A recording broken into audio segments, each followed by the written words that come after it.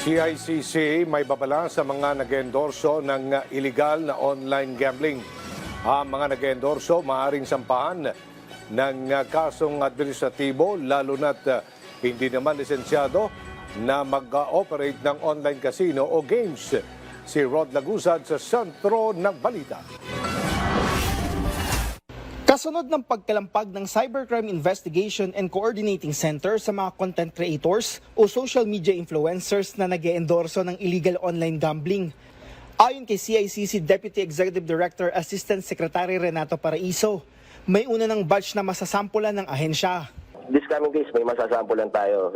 I think may nakapila ako 9 or 10 ngayon na isusulat sa either sa Facebook or sa YouTube para for the takedown of the channels and the contents and to write them to explain why the government should not file cases against them. Una nang inutusan ng CICC ang mga content creator na i-take down o alisin ang mga content na nagpo-promote ng illegal online gambling.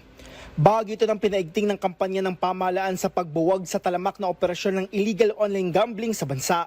Ayon sa CICC, kasong syndicated o large-scale stapa na isang non-bailable offense ang posibleng kaharapin ng mga ito. Kasi panloloko sa mga tao, pag halimbawa yung laro nyo or yung pinapalaro nyo sa kanila, ay hindi ko talaga give mo chance, pero rig. So talaga niloloko nyo yung mga tao na tumataya sa inyo doon sa mga taya nila. So dahil halimbawa maramihan ang tumataya sa inyo large scale at dahil isang malaking operasyon kayo, syndicated. Dagdag pa ni Paraiso, may iba pang anti-gambling law sa revised penal code at iba pang special laws. Gayun din ang pagsasampa ng kasong administratibo dahil hindi lisensyado na mag-operate ng online casino o games. Anya, membro ng kanilang council ang PNP at NBI pagdating sa law enforcement o paghabol sa mga lumalabag.